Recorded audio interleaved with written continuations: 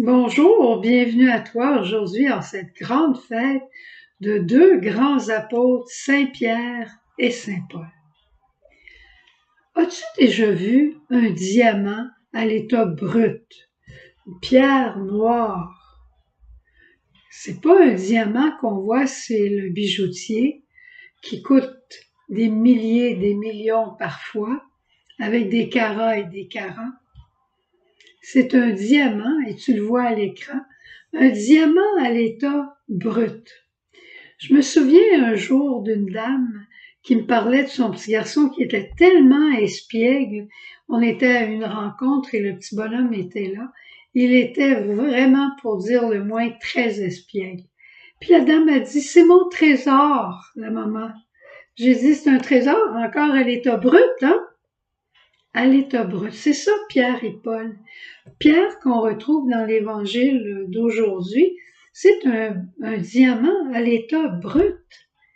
Il est diamant dans le sens que Jésus va dire pour vous qui suis-je, puis il va répondre avec l'emportement de son cœur éclairé par l'Esprit.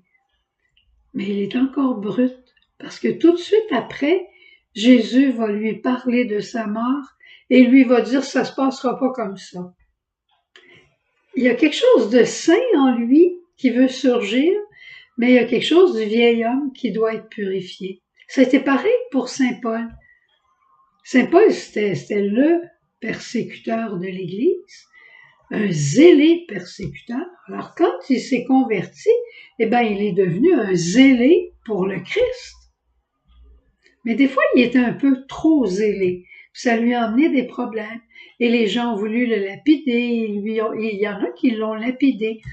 Il n'y avait pas toujours le discernement qu'il fallait. C'était un diamant à l'état brut. Toi et moi. Moi, en tout cas, je peux parler pour moi, un diamant à l'état brut, une sainteté qui n'est pas encore accomplie. Mais la bonne nouvelle, c'est que Jésus a entrepris un projet d'amour avec toi et avec moi, et il va persévérer jusqu'au bout. À nous de continuer aussi jusqu'au bout. Il se sert des événements de la vie quotidienne pour nous façonner.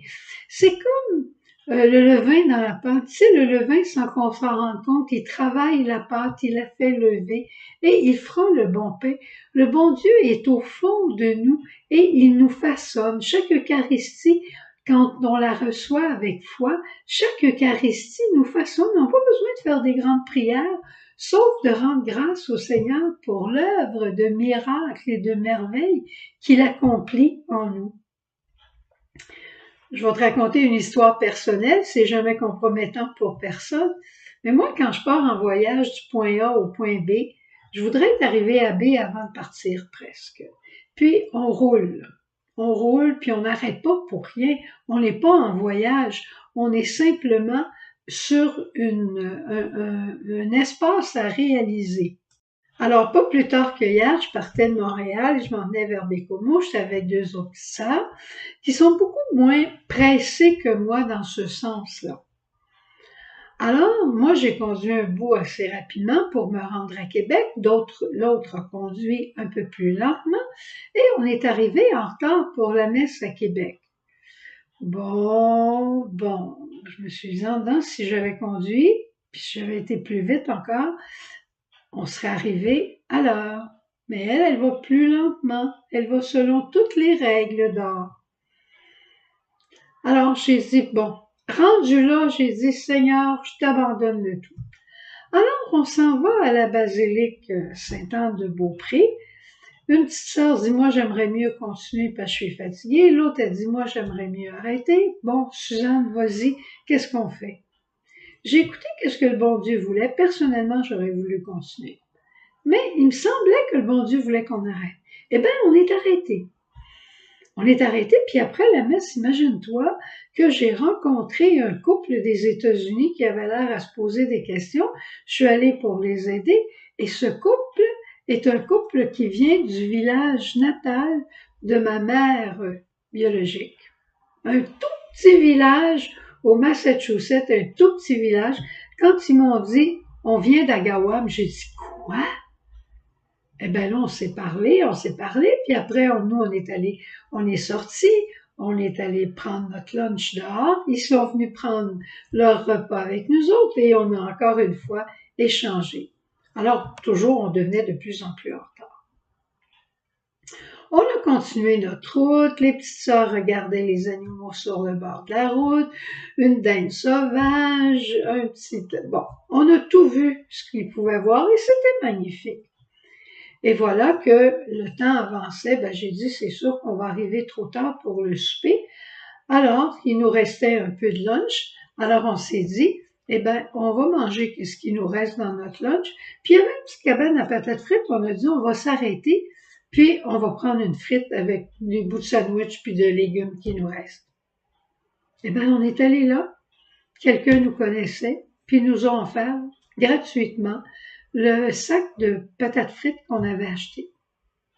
Tu vois les joies que Dieu voulait me faire dans la journée, de rencontrer quelqu'un de la terre natale de ma mère, et cette joie de nous donner un sac de patates frites gratuitement, simplement parce qu'il nous connaissait.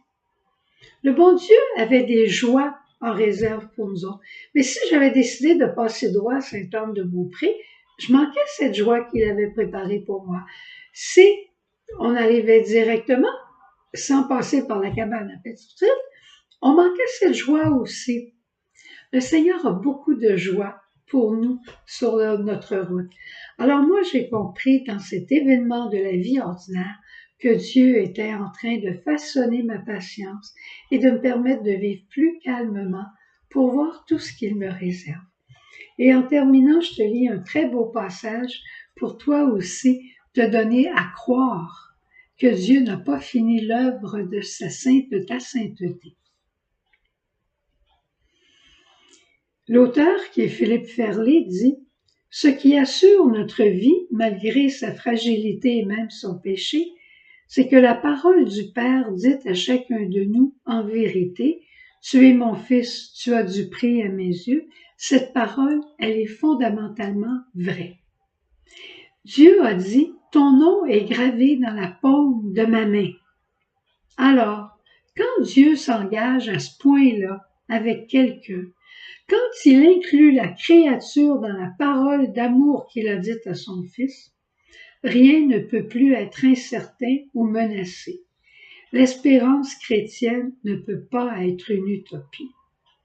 Tu seras saint, tu seras sainte, parce que aimé de Dieu, et Dieu veut te façonner au fil des événements. Laisse-le réaliser son projet d'amour sur toi. Au revoir, à demain. Jésus, pas de vie.